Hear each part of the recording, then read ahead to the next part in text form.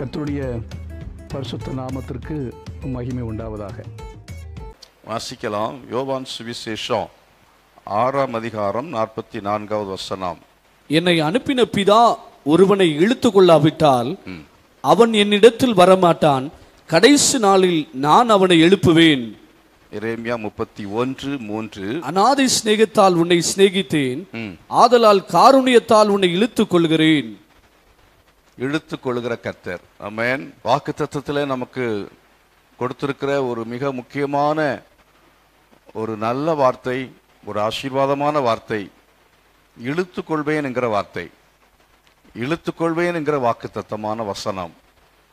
உலகம் என்ன செய்கிறது என்று சொன்னால், மனுஷரை தன்னுடைய பக்கமா என்ன செய்கிறது? இழுக்கிறது. இந்த உலகத்திற்கு அப்படிப்பட்டதான ஒரு வல்லமை இருக்கிறது, சக்தி இருக்கிறது, இழுக்கிற சக்தி இருக்கிறது. ஒவ்வொரு மனுஷனும் உலகத்தினாலே இழுக்கப்படுகிறான். உலகத்தினுடைய அன்பினாலே மனுஷன் இழுக்கப்படுகிறான். உலகத்தினுடைய கவர்ச்சியினாலே மனுஷன் என்ன செய்யப்படுகிறான்? இழுக்கப்படுகிறான். சினிமா உலகத்தில் இருக்கிற காரியங்கள் நம்ம எல்லாருக்கும் தெரியும். சினிமா உலகம் மனுஷன் என்ன செய்கிறது? இழுக்கிறது. மனுஷன் எப்படி இழுக்கப்படுகிறான்ங்கிறத பார்த்து ரொம்ப ஆச்சரியமாக இருக்கிறது. இதோ ஒரு வல்லமை அவங்களை என்ன செய்கிறது? இழுக்கிறது. ஒரு சக்தி அவங்களை என்ன செய்கிறது? இழுக்கிறது. மனுஷரால் இழுக்கப்படுகிறார்கள், பிசாசினாலே இழுக்கப்படுகிறார்கள், உலகத்தினாலே இழுக்கப்படுகிறார்கள். உலகம் என்று சொல்லும்போது உலகத்தினுடைய பலவிதமான காரியம், ஆடம்பரத்தினால இழுக்கப்படுகிறார்கள். சிலர் ஆடம்பரத்தினால என்ன செய்யப்படுகிறார்கள்? இழுக்கப்படுகிறார்கள். உலகத்தில் பாவம் அவளை என்ன செய்கிறது? இழுக்கிறது. சினிமா தியேட்டரில் போய் சினிமாவை பார்க்கிறதான ஆட்கள் அந்த சினிமாவினால ஈர்க்கப்பட்டு இழுக்கப்பட்டு என்ன செய்கிறார்கள்? அவர்கள் போய் சினிமாவை பார்க்கிறது மாத்திரமல்ல, தொடர்ந்து அவர்கள் அந்த சினிமா பாடல்களை கேட்கிறார்கள். காரணம் என்னவென்று சொன்னால், அந்த சினிமா அவளை என்ன செய்கிறது? இழுக்கிறது. சினிமா உலகத்துக்கு ஒரு சக்தி இருக்கிறது. நடிகர்களுடைய அவருடைய படத்தை அவர்கள் தங்களுடைய நெஞ்சிலையோ தங்களுடைய கையிலையோ என்ன செய்கிறார்கள்? அவர்கள் அடையாளமாக பதித்துக் கொள்கிறார்கள். ஒரு நடிகரால் இழுக்கப்படுறார், ஒரு நடிகையினால் இழுக்கப்படலாம். மனுஷனுடைய வாழ்க்கையில அவனை இழுக்கிற சக்திகள் நிறைய இருக்கிறது. பிசாசு அல்லாட்ட இந்த உலகத்தினாலே இழுக்கப்படுகிற மக்கள், உலகத்தினுடைய ஐஸ்வர்யத்தினாலே இழுக்கப்படுகிற மக்கள், பாவத்தினாலே இழுக்கப்படுகிறதான மக்கள், புகழ், பெயர், பதவிகள் இவைகளினாலே இழுக்கப்பட்டு அதுக்கு நேராய் ஓடுகிறதான மக்கள், அவர்களுடைய முடிவு கடைசியாக பிசாசானவன் வஞ்சித்து அவர்களை இழுத்து கொண்டு போய் அவன் தன் பக்கமாய் சேர்த்துக் கொள்கிறான். இழுத்து அவன் தன் பக்கமாய் சேர்க்கிறான். கடைசியாய் தன் களஞ்சியத்திலே சேர்க்கிறான். தன் பக்கமாய் சேர்க்கிறது மாத்திரம் களஞ்சியம் என்று சொன்னால், நான் நித்தியமான நரகத்தை பற்றி சொல்கிறேன். ஒட்டுமொத்தமாக இந்த உலகமாகிய மாய விலையை மனிதர் மேல் வீசி கூட்டம் கூட்டமாக அவளை இழுத்துக் கொள்கிறத நம்ம பார்க்கிறோம். கூட்டம் கூட்டமாக இழுத்துக் கொள்கிறான். பிசாசு தனித்தனியாக ஒரு ஆளையும் இழுக்க முடியும், கூட்டம் கூட்டமாக இழுக்க முடியும். உங்களையும் கூட பிசாசு சும்மா விட மாட்டான். எப்படியாவது உங்களை ஆண்டவர் பக்கமாக இருக்கிற உங்களை அவரிடத்திலிருந்து எந்த அளவுக்கு தன் பக்கமாக இழுக்க முடியுமோ அவ்வளவு தூரம் அவன் என்ன செய்வான் என்றால் தன் பக்கமாக இழுக்க முயற்சி செய்திருப்பான். போன வாரத்தில், கடந்த வாரத்தில் ஞாயிற்றுக்கிழமை நீங்கள் ஆண்டவரே நான் உம்மோடு இருக்கிறேன் என்று சொல்லி நீங்கள் ஆண்டவரோடு கூட நல்ல தீர்மானம் பண்ணி, நன்றாக ஜெபம் பண்ணி, நன்றாக ஆராதனை பண்ணி, நான் பரிசுத்தமாக நான் இனி வாழுவேன் என்றெல்லாம் தீர்மானம் எடுத்து போயிருப்பீர்கள். ஆனால் கடந்த வாரம் திங்கட்கிழமையிலிருந்து இந்த சனிக்கிழமைக்குள்ளால் என்ன நடந்தது கொஞ்சம் யோசித்து பாருங்கள். எந்த அளவு பிசாசு தன்னுடைய பக்கமாய் உங்களை இழுத்திருக்கிறான். ஆண்டவரை விட்டு எவ்வளவு தூரம் நீங்கள் அகன்று போனீர்களோ அந்த அளவுக்கு சாத்தான் பக்கமாக என்ன செய்ய இழுக்கப்பட்டிருக்கிறீர்கள், அவன் பக்கமாய் சேர்ந்திருக்கிறீர்கள் என்று அர்த்தம். அப்போ சாத்தான் பக்கமாக நாம சேர்க்கப்படுகிறோம், பிசாசின் பக்கமாக நாம சேர்க்கப்படுகிறோம், உலகத்தின் பக்கமாக நம்ம சேர்க்கப்படுகிறோம். உலகத்தை விட்டு நம்ம எந்த அளவுக்கு தேவனண்டையிலே வர வேண்டுமோ அந்த அளவுக்கு நாம் வர முடிகிறதா என்றால் முடியவில்லை. தேவனண்டையிலே நம்மால் வர முடியவில்லை. நாம் நினைக்கிறது போல ஜெபிக்க முடியவில்லை. நினைக்கிறது போல வேதத்தை வாசிக்க முடியவில்லை. அதே நேரத்தில் பாவத்தை செய்கிறதற்கோ உலக பிரகாரமாய் வாழ்வதற்கோ நம்ம யாரும் ஸ்ட்ரகிள் பண்ண வேண்டிய அவசியமே இல்லை. பாவம் செய்வதற்கோ இந்த உலகத்தை நேசிப்பதற்கோ உல்லாசமாய் ஜீவிப்பதற்கோ நம்ம ரொம்ப கஷ்டப்பட வேண்டும் என்கிற அவசியமே கிடையாது. இந்த உலகத்தினாலே, உலகத்தின் ஆசாபாசங்களினாலே, உலகத்தின் அசுத்தங்களினாலே நாம் இழுக்கப்பட்டு கொண்டே இருக்கிறோம். மேலே இருந்து ஒரு ஆள் கீழே குதிக்கிறதான சமயத்தில் இந்த பூமி அவனை என்ன செய்யறது, இழுக்கிறது. இந்த பூமிக்கு ஒரு ஈர்ப்பு சக்தி இருக்கிறது. அதுக்கு பேர் தான் புவி ஈர்ப்பு சக்தி என்று சொல்லி பெயர்.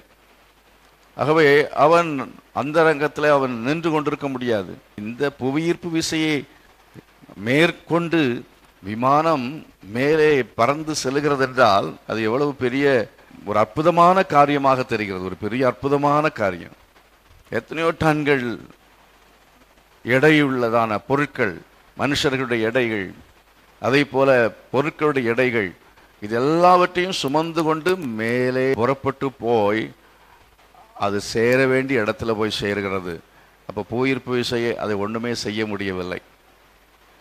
எபிரேயர் நிருபத்தில் வாசித்து பாருங்கள், 12ஆம் அதிகாரம் 1ஆம் வசனம் இப்படி சொல்கிறது, மேகம் போன்ற திரளான சாட்சிகள் நம்மை சுற்றி சூழ்ந்திருக்க விசுவாசத்தை தூக்குகிறவர் முடிக்கிறவருமாகிய கிறிஸ்து இயேசுவை நோக்கி நமக்கு நியமித்திருக்கிற ஓட்டத்திலே பொறுமையோடு நாம் ஓடக்கடவோம். பாவத்தையும் பாரத்தையும் தள்ளிவிட்டு நாம் விலக்கை நோக்கி ஓட வேண்டும் என்று சொல்லி வசனம் சொல்லி இருக்கிறது. பாவத்தையும் பாரத்தையும் தள்ளி ஓட வேண்டும். அதனால பாவமும் பாரமும் என்ன செய்கிறது, நம்மை கீழ்நோக்கி இழுக்கும். பாவமும் பாரமும் என்ன செய்யும் என்றால் கீழ்நோக்கி என்ன செய்கிறது, இழுக்கிறது. பிசாசு என்ன செய்கிறான்னு சொன்னால் நம்ம மேலே என்னென்ன பாரத்தை வைக்க முடியுமோ கொண்டு சொருவிடுறான். எவ்வளவு வைக்க முடியுமோ வைக்கிறவர் அவர்.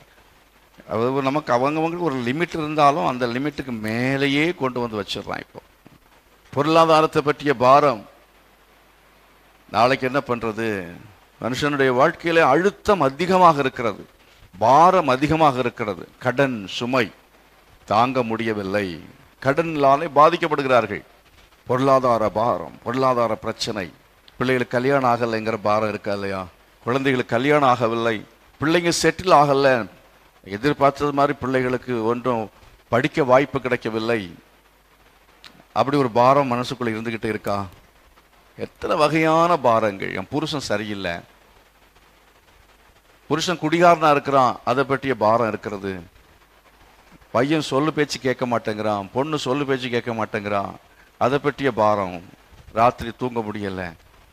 இல்லை வீட்டில் இருக்கிறவங்களுக்கு யாருக்கும் ஒரு வியாதி, ஏதோ ஒரு வியாதி, அது நிமித்தமா மனசுல வந்திருக்கிற பாரம்.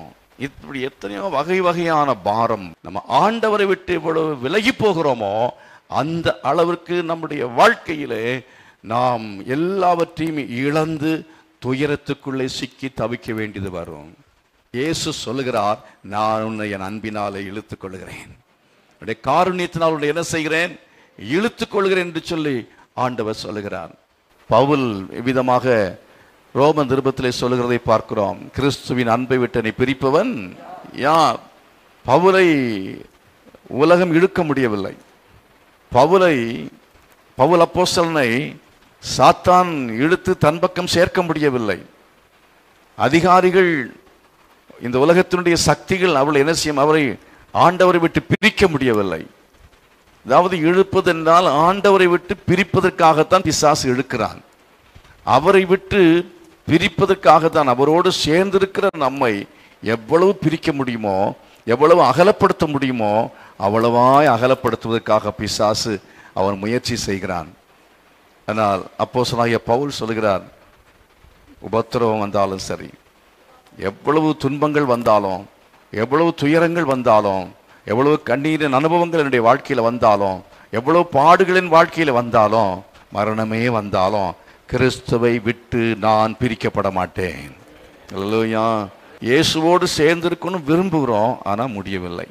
அதுதானே பிரச்சனை. எல்லாரும் நம்ம விரும்பாமல் ஒருவருமே இல்லை. இயேசுவோடு சேர்ந்திருக்க வேண்டும் என்று தான் எல்லாருக்கும் விருப்பம். ஆனால் இயேசுவோடு நம்மால் சேர்ந்திருக்க முடியவில்லை. காரணம் என்ன? நம்மை பிரிக்கிற அநேக காரியங்கள் இருக்கிறது. நம்மை அவருடைய அந்த அன்பை விட்டு பிரிப்பதற்காக இந்த உலகம் முயற்சி செய்கிறது. சில சமயத்தில் பாடுகள் மூலமாக நாம் பிரிக்கப்படும்படியாக பிசாசு முயற்சி செய்கிறான்.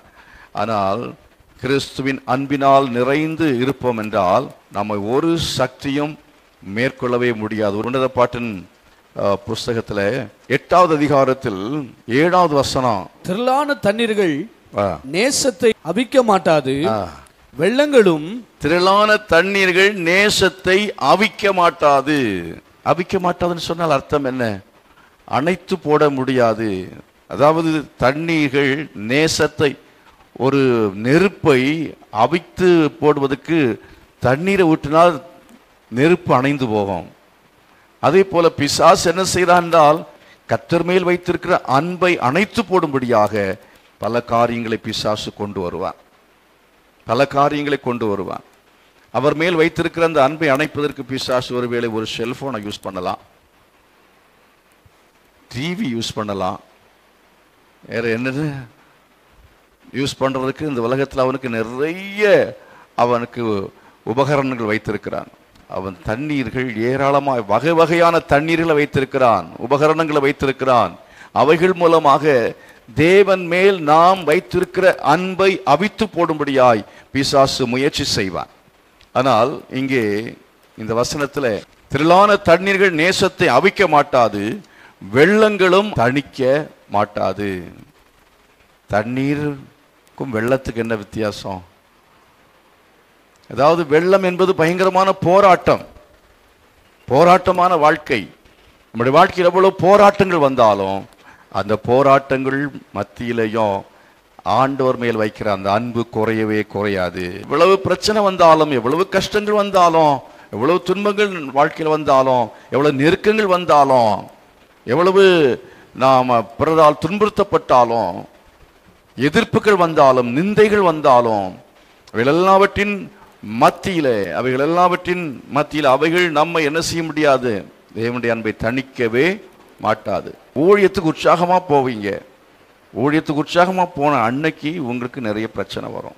அது வராத பிரச்சனை எல்லாம் ஊழியத்துக்கு நீங்க போகணும்னு தீர்மானித்து போகும்போது வரும். அப்ப என்ன நினைப்பீங்க? நீ ஊழியமே வேண்டாப்பா, ஊழியத்துக்கு போகிறத நீங்க அப்படியே நிறுத்தி விடுவீர்கள். உபவாச கூட்டத்துக்கு நீங்க போகணும்னு தீர்மானம் பண்ணி உபவாச கூட்டத்துக்கு போவீங்க. 2-3 நாட்கள் இந்த முறை நான் கட்டாயம் உபவாச கூட்டத்துக்கு போகணும்னு சொல்லி ஒரு 3 நாள் உபவாசத்துக்கு போவீங்க. 3 நாள் போக வேண்டாம், 2 நாள் முதல் நாள் போன உடனேயே பயங்கரமான பிரச்சனை வரும். உடனே என்ன யோசிப்பீங்க? இதுவரை நிம்மதியா இருந்துட்டு இருந்தோம், அதே மாதிரியே நம்ம தொடர்ந்து நிம்மதியாகவே இருந்துட்டு இருக்கலாம். அந்த மாதிரி நமக்கு உபவாச கூட்டம், இந்த ஊழியம் இதெல்லாம் நமக்கு வேண்டாம் அப்படின்னு சொல்லி ஒரு எண்ணத்தை பிசாசு நமக்குள்ளால கொடுப்பான். மனவாட்டி என்ன சொல்ல வேண்டும்? உண்மையான மனவாட்டி என்ன சொல்ல வேண்டும்? என்னதான் பிரச்சனை வந்தாலும் சரி, என்னதான் துன்பம் வந்தாலும் சரி, என்னதான் கஷ்டம் வந்தாலும் சரி, என் மணவாளனை விட்டு பிரிக்கவே முடியாது. அல்லேலூயா. உண்மையாய் மணவாளன் மேல் அன்பு இருக்கும் என்றால் ஒரு மணவாட்டி, ஒரு மனைவி எவ்வளவு தடைகள் இருந்தாலும், எவ்வளவு கஷ்டம் இருந்தாலும் என் மணவாளனை விட்டு நான் பிரிய மாட்டேன் என்று சொல்லி அவள் உறுதியாக இருக்கிறது போல திரளான வெள்ளங்கள் வந்தாலும் என்னை பிரிக்கவே முடியாது என்று சொல்லி, ஜப வாழ்க்கையை விட்டு இந்த உலகம் நம்மை பிரிக்கக்கூடாது, வேத வாசிப்பை விட்டு இந்த உலகம் நம்மை பிரிக்கக்கூடாது, ஆலய ஆராதனை விட்டு இந்த உலகம் நம்மை பிரிக்கக்கூடாது, கர்த்தருக்கு கொடுக்கிற அனுபவத்தை விட்டு இந்த உலகம் நம்மை பிரித்து விடக்கூடாது, கர்த்தருக்கு ஊழியம் செய்கிற அனுபவத்தை விட்டு இந்த உலகத்தின் காரியங்கள், வெள்ளங்கள், போராட்டங்கள் நம்மை பிரித்து விடக்கூடாது. ஒருவன் தன் வீட்டில் உள்ள ஆசைகளை எல்லாம் நேசத்துக்காக கொடுத்தாலும், யாராவது உங்களுக்கு கோடி பணம் தரேன்னு சொன்னாலும் சரி, ஆண்டோடைய அன்பை விட்டு என்ன செய்ய மாட்டேன், நான் பிரிந்து போகவே மாட்டேன். எத்தனை பேர் சொல்லுவீங்க? எவ்வளோ கோடி பணம் தர்றேன்ப்பா அப்படின்னு சொன்னாலும் நீ என்ன சொல்லணும்? என்ன கொடுத்தாலும் சரி, ஆண்டவருடைய அன்புக்கு அது ஈடு இல்லவே இல்லை. எவ்வளவு கோடி பணம் தந்தாலும் சரி, ஞாயிற்றுக்கிழமை ஆராதனையை நான் என்ன செய்ய மாட்டேன், பங்கு பெறாமல், ஞாயிற்றுக்கிழமை ஆராதனையை பங்கு பெறாமல், ஞாயிற்றுக்கிழமையும் சேர்த்து வேலை செய்யறதுக்கான அப்படி ஒரு வேலை கிடைக்கும்னா அந்த வேலையை நான் செய்ய மாட்டேன், கர்த்தர் எனக்கு கொடுக்கிற கொஞ்சம் சம்பளமே போதும் என்று சொல்லக்கூடிய அனுபவம் யாருக்கு இருக்கிறதோ அவர்கள்தான் தேவனுடைய அன்பினாலே நிறைந்தவர்கள். அல்லேலூயா. தேவனுடைய அன்பினால் நிறைந்தவர்கள் அப்படித்தான் என்ன செய்வார்கள், இருப்பார்கள். ஆகவே அந்த வசனம் சொல்கிறது, ஒருவன் தன் வீட்டில் உள்ள ஆஸ்திகளை எல்லாம் நேசத்துக்காக கொடுத்தாலும் அசட்டை பண்ணப்படும். யார் ஜெபிக்கிறோமோ ஜெபிக்கிறவர்களை பிசாசு அவர் மேற்கொள்ள முடியாது, உலகம் மேற்கொள்ள முடியாது, பணம் மேற்கொள்ள முடியாது, பதவி மேற்கொள்ள முடியாது. கிறிஸ்துவை விட்டு இந்த உலகத்தில் யாரை பிரிக்க முடியாது என்றால், யார் கிறிஸ்துவோடு கூட சேர்க்கப்படுகிறார்கள் என்று சொன்னால் ஜெபிக்கிற தேவனுடைய பிள்ளைகள். உலகத்தை விட்டு நீங்கள் இழுக்கப்பட்டு தேவனோடு சேர்க்கப்பட வேண்டும் என்றால், இயேசுவோடு சேர்க்கப்பட வேண்டும் என்றால், இயேசுவின் அன்போடு கட்டப்பட வேண்டும் என்று சொன்னால் ஜெபிக்கிற மக்களாக இருக்க வேண்டும். ஜெபிக்கிற மக்கள் வல்லமையுள்ள மக்களாக இருக்கிறார்கள். அல்லேலூயா. அநாதி சிநேகத்தால் உன்னை என்ன செய்தேன், சிநேகித்தேன். காருண்யத்தால் என்ன செய்கிறேன், இழுத்துக் கொள்கிறேன். நம்முடைய ஆண்டவர் அன்புள்ளவராக இருக்கிறபடினால்தான் அவர் சக்தி உள்ளவராக இருக்கிறார். இழுக்கிறதுக்கு என்ன வேணும், சக்தி வேணும். அதே போல உங்களுக்கு எனக்கும் அன்பு இருக்கும்னா, இயேசுவின் அன்பினால் நிறைந்த மக்களாக இருப்போம் என்றால், we are the strongest people in the world. நம்ம தான் உலகத்தில் வல்லமையான மக்கள், பலசாலியான மக்கள். எத்தனை பேர் விசுவாசிக்கிறீங்க? நீங்க அடுத்த ஆட்களையும் இழுத்துக்கொள்ள முடியும்.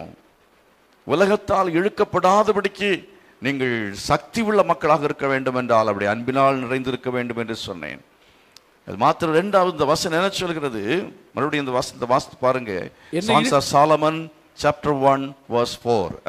என்னை இழுத்துக்கொள்ளும், என்னை இழுத்துக்கொள்ளும், உமக்கு பின்னே ஓடி வருவோம், உமக்கு பின்னே ஓடி வருவோம். இழுத்துக்கொள்ளும் சொல்லி ஒரு ஜெபமாக செய்கிறதை பார்க்கிறோம். ஆண்டவர் நோக்கி நம்ம தினந்தோறும் ஜெபிக்க வேண்டும். ஒவ்வொரு நாளும் ஜெபம் பண்ணி கேட்கணும், ஆண்டவரே என்னை இழுத்துக்கொள்ளுங்கப்பா. பிசாசு என்னை இழுத்துக்கொள்கிறான், என்னால அவனுடைய பிடியிலிருந்து நான் என்னை விடுவித்துக் கொள்வதற்கு எனக்கு பலனில்லை. நீர் என்னை இழுத்துக் கொள்வீராக, நீர் என்னை இழுத்துக் கொள்வீராக. உலகம் என்னை இழுக்கிறது, மாம்சம் என்னை இழுக்கிறது, பாவம் என்னை இழுக்கிறது, நீர் என்னை இழுத்துக் கொள்ளும் என்று சொல்லி தேவனுடைய சமூகத்தில் தினந்தோறும் நாம் ஜெபிக்க வேண்டும். இயேசு கிறிஸ்து கெத்செமனே தோட்டத்தில் வைத்து சீஷரிடம் சொன்னார். என்ன சொன்னார்? சோதனைக்குட்படாதபடிக்கு என்ன செய்யுங்கள், விழித்திருந்து ஜெபம் பண்ணுங்கள். நாம் ஏன் இழுத்து பாதாளத்தில் தள்ளப்படுகிறோம்? நாம் ஏன் இழுக்கப்பட்டு சமுத்திரத்தின் ஆழத்தில் கிடக்கிறோம்? அருமையானவர்களே, காரணம் என்ன? ஏன் இந்த டிப்ரெஷன், ஏன் நமக்கு இந்த அழுத்தம், இந்த பாவம் பாரம் எல்லாம் நம்ம அழுத்தி பறக்க விடாமல் வச்சிருக்கு, மேலே எழும்ப விடாமல் வைத்திருக்கிறது. நம்மால் ஒரு வெற்றிகரமான கிறிஸ்தவ வாழ்க்கை வாழ முடியவில்லை. காரணம் என்னவென்று சொன்னால் நம்ம ஜெபிக்கவில்லை. ஜெப வாழ்க்கையை நம்ம அதிகமாக்கும் பொழுது ஆண்டு சமூகத்தில் நாம் முழங்கால் படி போட்டு அவருடைய காருண்யத்தை கேட்கணும். அவருடைய காருண்யம், அன்ஃபெயிலிங் மர்சி, அன்ஃபெயிலிங் கிரேஸ், அவருடைய கிருபையை நம்ம கேட்கணும். அவருடைய கிருபைக்காக கெஞ்ச வேண்டும். ஆண்டவரே நம்முடைய கிருபையினால என்னை இழுத்துக்கொள்வீராக என்று சொல்லி கேட்க வேண்டும். அப்பொழுது கர்த்தர் தம்முடைய பக்கமாய் நம்ம இழுத்துக்கொள்வார். ஜெபிக்கிறவர்கள் வல்லமை உள்ளவர்கள். ஜெபிக்கிறவர்கள் அடுத்தவங்களை இழுக்க முடியும். பேதுரும் யோவானும் ஜெப வேலை ஆகிய 9ஆம் மணி வேளையிலே தேவாலயத்துக்கு போனார்கள். அங்கே போகிற சமயத்திலே ஒருவன் சப்பானியாய், பிறவியிலேயே சப்பானியாய் ஒரு உட்கார்ந்திருந்ததை பார்த்து அவர் என்ன சொன்னார்கள்? அவரிடத்தில் ஏதாவது கிடைக்கும் என்று அந்த பிறவி சப்பானி எதிர்பார்த்து அவருடைய முகத்தை பார்க்கிறார். அவருடைய முகத்தை அவருடைய கையைத்தான் பார்த்துருப்பான். கையை பார்த்த பொழுது அவர்கள் சொன்னார்கள், நீ கையை பார்க்காதப்போ எங்கள் முகத்தை பாரு. அவருடைய முகத்தை பார்த்த உடனே என்னிடத்தில் வெள்ளியும் இல்லை ஒன்றுமில்லை, இயேசுவின் நாமத்தில் எழும்பி நட. அந்த சக்தி எங்கே இருந்து வந்தது? அந்த வல்லமை எங்கே இருந்து வந்தது? சரியான வேளையிலே, குறிப்பிட்ட வேளையிலே, குறிப்பிட்ட இடத்துல தவறாமல் போய் ஜெபிக்கிற ஒரு பழக்கத்தை பேதுரும் யோவானும் உடையவர்களாக இருந்தார்கள். அல்லேலூயா. நான் உயர்த்தப்பட்டிருக்கும் பொழுது எல்லாரையும் என்ன செய்வேன்? நான் இழுத்துக்கொள்வேன். என்று ஆண்டவர் இயேசு சொல்கிறார் பாருங்க. இயேசு இழுத்து கொள்வதற்கு காரணம் என்னவென்று சொன்னால், அவரும் இந்த உலகத்தில் இருந்த பொழுது அவர் ஜெபிக்கிறவராயிருந்தார். அவருடைய ஜெப வாழ்க்கை அநேகரை இழுத்து கொள்ளக்கூடியதாக இருந்தது. இயேசுவண்டையிலே அநேக வர வேண்டும் என்று சொன்னால், இயேசுவண்டையிலே மக்கள் இழுக்கப்பட்டு வர வேண்டும் என்று சொன்னால் சபை ஜெபிக்க வேண்டும். உங்க வீட்டில் உள்ள ஆட்கள் அவர் அண்டையில் இழுக்கப்பட்டு வர வேண்டும் என்றால் நீங்கள் வேற பெரிய பிரசங்கம் எல்லாம் பண்ணணும்னு அவசியம் இல்லை, ஜெபம் பண்ணா போதும். அந்த ஜெபம் என்ன செய்யும்? அநேக மக்களை தன்னுடைய பக்கமாய் இழுத்து கொள்ளும். இன்னைக்கும் உலகம் அநேகரை இழுத்து தன் பக்கமாய் கொண்டு போய் கொண்டிருக்கிறது. நம்முடைய குடும்பத்தில் இருக்கிற பிள்ளைகளையே பிசாசு தன் பக்கமாய் இழுத்து தன் மாய வலைக்குள்ளே சிக்க வைத்து கொண்டிருக்கிறான். நாம முழங்கால் படி போடுகிறதுல இன்னும் நாம் தாமதமாயிராதபடி கர்த்தர் நம்மை அதிகமாய் ஜெபிக்கத்தக்கதான கிருபையை தருவாராக. யோவான் சுவிசேஷம் 12:32. நான் பூமியில் இருந்து உயர்த்தப்பட்டிருக்கும் போது எல்லாரையும் என்னிடத்தில் இழுத்துக் கொள்வேன் என்றார். ஆண்டவர் இயேசு கிறிஸ்து அவர் தன்னுடைய வாழ்க்கையை அர்ப்பணித்தார். இயேசு தன்னுடைய வாழ்க்கையை அர்ப்பணித்திருந்தபடினால தான் இந்த வார்த்தையை சொல்லுகிறார். பூமியிலிருந்து உயர்த்தப்பட்டிருக்கும் பொழுது அப்படின்னு சொன்னா தன்னுடைய இன்னவிதமான மரணத்தினாலே அவர் மரிக்கப் போகிறேன் என்பதை அவர் சொல்லும்படியாக இப்படி சொன்னார் என்று அந்த வசனம் கீழே சொல்லி இருக்கிறது. மரணத்தை குறிக்கும்படியாக சொன்னார். ஆகவே மரணம் அவருடைய கமிட்மெண்ட், அவருடைய அர்ப்பணிப்பு, the sacrifice, தியாகம், தியாகம், அதுதான் இந்த உலகத்தை தன்னுடைய பக்கமாக எடுக்கிறது. எந்த ஒரு மனுஷன் தியாகம் பண்றான், தியாகத்துக்கு ஒரு சக்தி இருக்கிறது. சாக்ரிஃபைஸ் யார் பண்றாங்களோ அவங்களுக்கு அவர் இழுக்கப்படுகிறாங்க. தியாகம் நம்முடைய வாழ்க்கையில் இருக்கும் என்றால் அந்த தியாகம் அநேகரை என்ன செய்யும்? கர்த்தருடைய பக்கமாக இழுத்துக்கொள்ளும். நீங்கள் தியாகமாய் வாழுகிற வாழ்க்கை உங்களை பாதாளத்தை விட்டு உலகத்தை விட்டு பிரித்து உங்களை பரலோகத்திலே கொண்டு போய் சேர்க்கும். அல்லேலூயா. பாவத்தை வெறுக்க வேண்டும். உங்களுடைய உலகத்தில் உல்லாசமான காரியத்தை நீங்கள் வெறுக்க வேண்டும். கர்த்தர் விட வேண்டும் என்று எவையெல்லாவற்றையும் உங்கள்கிட்ட சொல்லுகிற அவையெல்லாவற்றையும் விட்டு கர்த்தரண்டையிலே நீங்கள் தியாகத்தோடு நீங்கள் ஜீவிக்க ஒப்பு கொடுக்கும் பொழுது கர்த்தர் பக்கமாய் சேர்க்கப்படுகிறீர்கள். பிரியமானவர்களே, நீங்கள் கேட்ட செய்தி உங்களுக்கு ஆசீர்வாதமாக இருந்திருக்கும் என்று நம்புகிறேன். இப்பொழுது நான் ஜெபிக்க விரும்புகிறேன். ஜெபிப்போமா? நல்ல பிதாவே, இந்த நேரத்திலும் இந்த செய்தியை கேட்ட ஒவ்வொரு மகனையும் ஒவ்வொரு மகளையும் நீர் ஆசீர்வதித்தரல வேண்டும் என்று ஜெபிக்கிறேன். ஒவ்வொருவருக்கும் நீர் உம்முடைய சமாதானத்தை கட்டளையிடுவீராக. ஒவ்வொருடைய குடும்பத்திலும் தேவைகளை நீர் அறிந்திருக்கிறவர். எல்லா தேவைகளையும் சந்திக்கும்படி ஜெபிக்கிறேன். குழந்தை பாக்கியம் இல்லாத மக்களுக்காக ஜெபிக்கிறேன். பலவிதமான துன்பங்களிலும் துயரங்களிலும் வேதனையிலும் கஷ்டங்களிலும் இருக்கிற ஒவ்வொருடைய வாழ்க்கையிலையும் கர்த்தர் அற்புதங்களை செய்வீராக. விடுதலையை நீர் கட்டளையிடும். பாவ கட்டுகளிலிருந்து விடுவிக்கும்படியாய் ஜெபிக்கிறேன். சாப கட்டுகளிலிருந்து நீர் விடுவிக்கும்படியாய் ஜெபிக்கிறேன். குடும்பங்களிலே திருமணமாகாத மக்களுக்காக ஜெபிக்கிறேன். திருமணங்கள் நடைபெற கர்த்தர் கிருபை செய்ய வேண்டும் என்று கேட்கிறேன். தீராத கொடிய வியாதிகள் இப்பொழுதே சுகமடைவதாக. இயேசுவின் நாமத்தினாலே சகலவிதமான பெல்லிசூனிய கட்டுகளும் சகலவிதமான போராட்டங்களும் குடும்பங்களை விட்டு நீங்கும்படியாய் ஜெபிக்கிறேன். இயேசுவின் நாமத்தில் குடி வெறியில் இருக்கிற மக்கள் அவைகள் எல்லாவற்றிலிருந்தும் இப்பொழுதே விடுவிக்கப்படுவார்களாக என்று சொல்லி ஜெபிக்கிறேன். கர்த்தர் தாமே ஒவ்வொரு மகனையும் ஆசீர்வதியும், ஒவ்வொரு மகளையும் கர்த்தர் ஆசீர்வதிக்க வேண்டும் என்று கேட்கிறேன். ஆசீர்வதித்தருளும். இயேசுவின் நாமத்தில் ஜெபிக்கிறேன் ஜீவனுள்ள நல்ல பிதாவே. ஆமென், ஆமென்.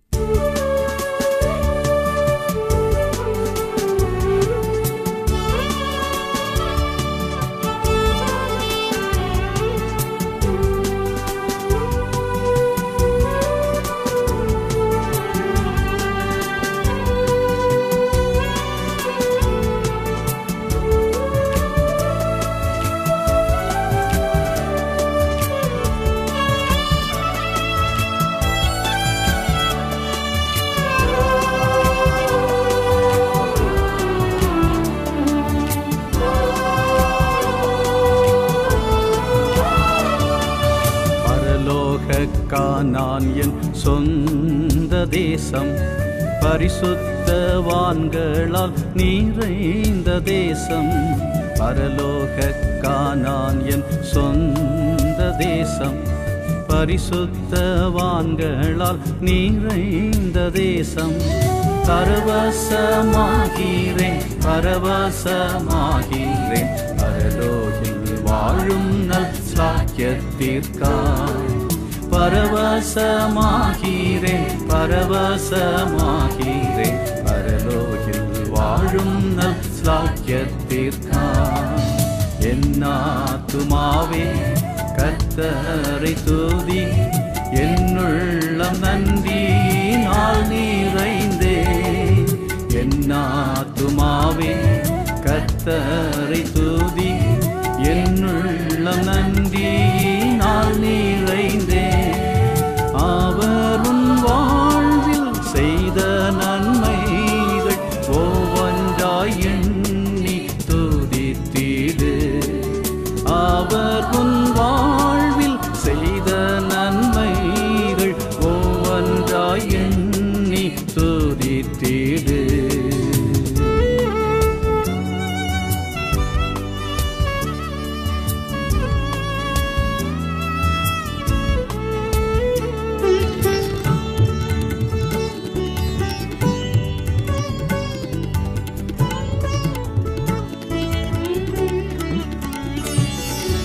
பாடுகள் பலவித சோதனை வந்தும், பரிசுத்தமே என் வாழ்வின் லாபம். பாடுகள் பலவித சோதனை வந்தும், பரிசுத்தமே என் வாழ்வின் லாபம். பஞ்சமோ பாசியோ என்னை வருத்தியும், பக்தனாய் ஜீவித்தேன் அவர் கிருபை. பஞ்சமோ பாசியோ என்னை வருத்தியும், பக்தனாய் ஜீவித்தேன் அவர் கிருபை. என் ஆத்துமாவே கர்த்தரை துதி, என்னுள்ளம் நன்றியினால் நிறைந்தே. என் ஆத்துமாவே கர்த்தரை துதி, என்னுள்ளம் நன்றியினால் நிறைந்தே. அவர் உன் வாழ்வில் செய்த நன்மைகள் ஒவ்வொன்றாய் எண்ணி துதித்திடு. அவர் உன் வாழ்வில் செய்த நன்மைகள் ஒவ்வொன்றாய் எண்ணி துதித்திடு.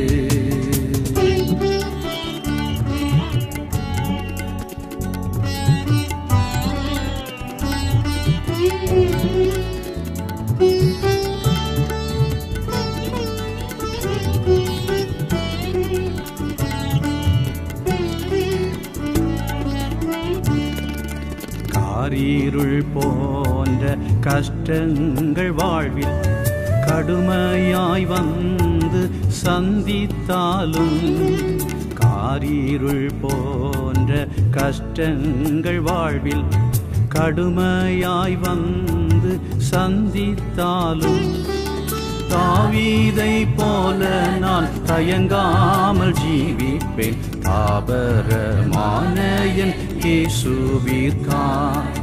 தாவீதை போல நான் தயங்காமல் ஜீவிப்பேன் தாபரமான என் இயேசுவிற்காய். என் ஆத்துமாவே கர்த்தரை துதி, என்னுள்ளம் நன்றியினால் நிறைந்தே. என் ஆத்துமாவே கர்த்தரை துதி, என்னுள்ளம் நன்றியினால் நிறைந்தே. அவர் உன் வாழ்வில் செய்த நன்மைகள் ஒவ்வொன்றாய் எண்ணி துதித்திடு. அவர் உன் வாழ்வில் செய்த நன்மைகள் ஒவ்வொன்றாய் எண்ணி துதித்திடு.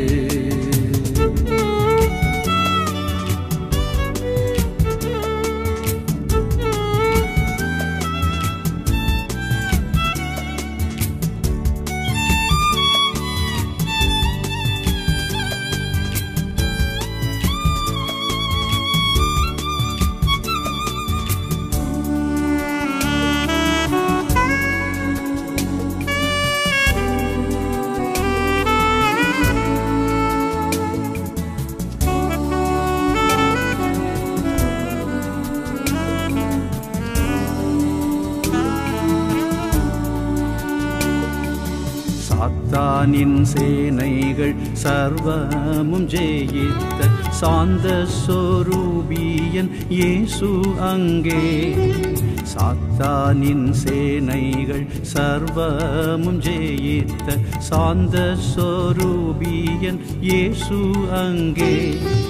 பரலோகில் என் கண்ணீர் யாவையும் துடைப்பார், பரலோடு நித்தியமாய் வாழ்ந்திடுவே. பரலோகில் என் கண்ணீர் யாவையும் துடைப்பார், பரலோடு நித்தியமாய் வாழ்ந்திடுவே. என் ஆத்துமாவே கர்த்தரை துதி, என்னுள்ளம் நன்றியினால் நிறைந்தே.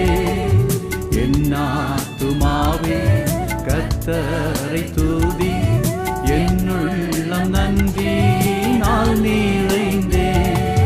அவர் உன் வாழ்வில் செய்த நன்மைகள் ஒவ்வொன்றாய் எண்ணி துதித்திடு. அவர் உன் வாழ்வில் செய்த நன்மைகள் ஒவ்வொன்றாய் எண்ணி துதித்திடு.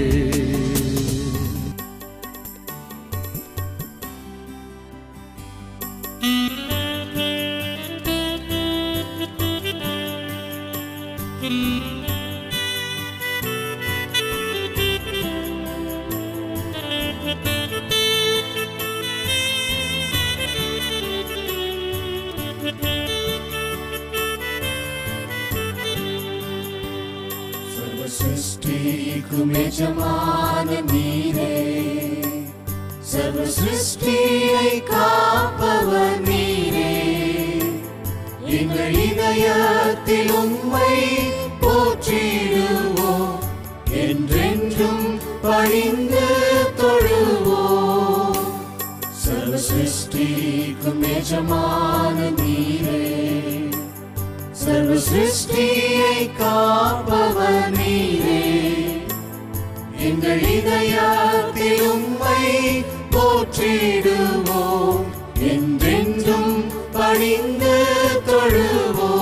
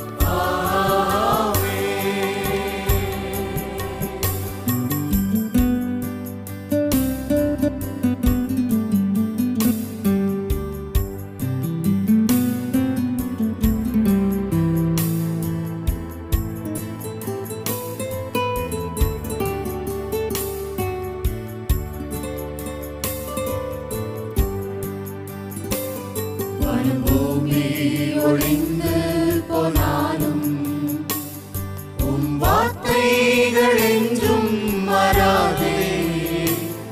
இவ்வாழ்க்கை அழிந்து மறைந்து போகும், விசுவாசி என்றென்றும் பிழைப்பார். வானம் பூமி ஒழிந்து போனாலும் உம் வார்த்தைகள் என்றும் மாறாதே. இவ்வாழ்க்கை அழிந்து மறைந்து போகும், விசுவாசி என்றென்றும் பிழைப்பார்.